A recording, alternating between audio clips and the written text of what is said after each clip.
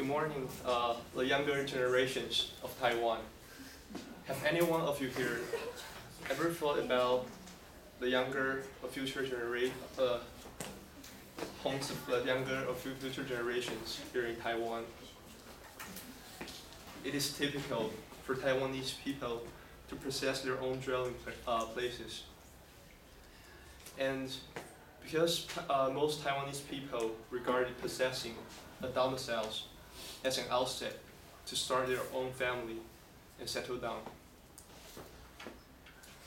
And however, there is an interesting statistics on the internet.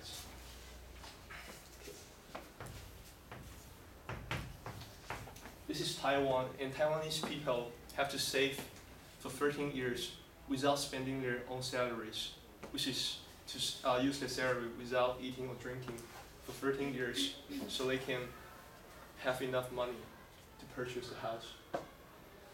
And on the other hand, the Japanese people only have to save for 7 years, and for Koreans, 4.5 years. So why is the housing problem an important issue for us? Because the gross national income of Taiwan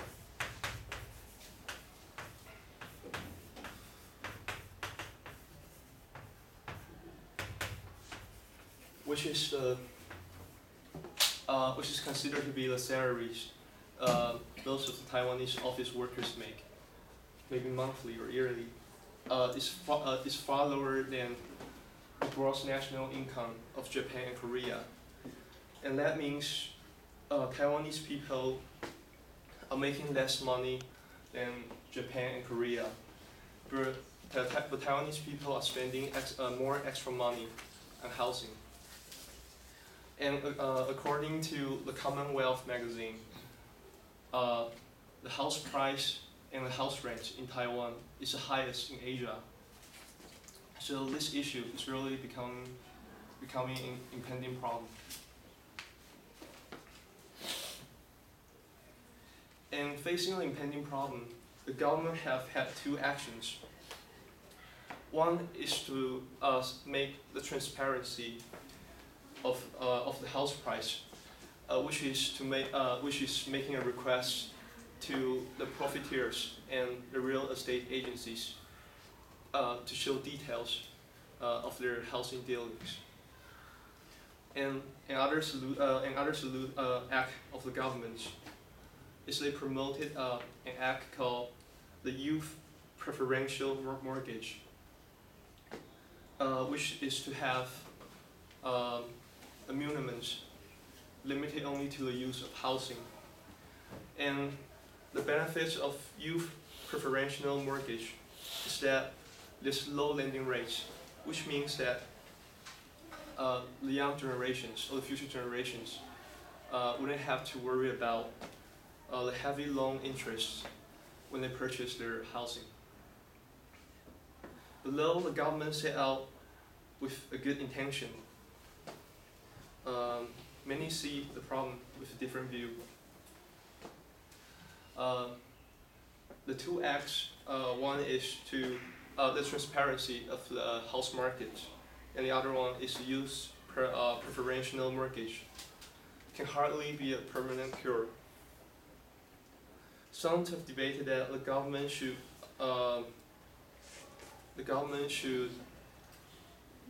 set a new policy, or maybe they should interfere into the free market.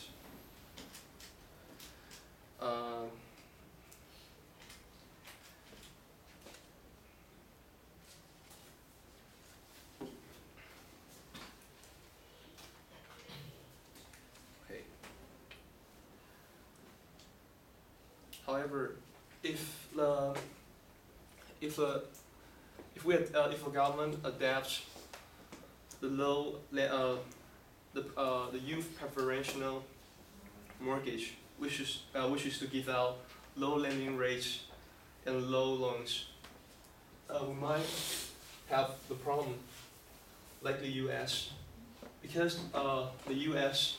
they lend out too much subprime mortgage. which is very similar to the youth preferential mortgage in Taiwan. The youngsters, they don't need to have very high credits to loan for their money.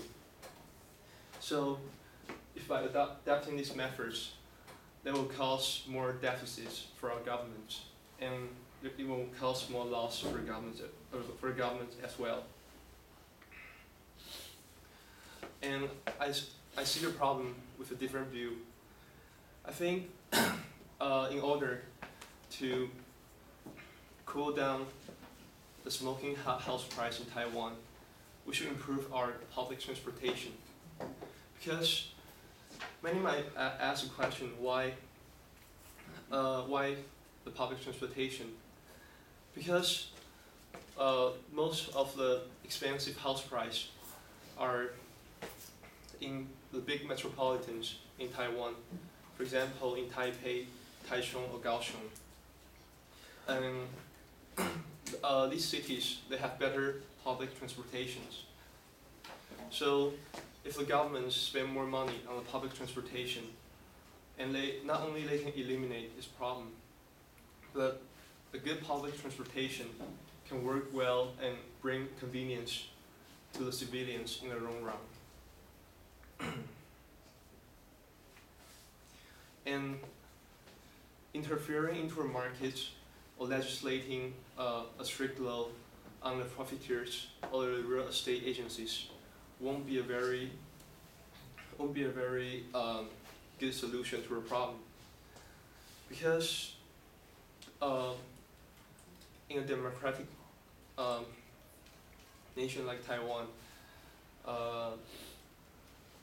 interfering into a free market is not allowed, and it is considered only an action that will be used in a communistic society. So, as this is becoming an impending problem, and also we, as a younger generation, are you ready to start saving some money to buy your own housing? Thank you.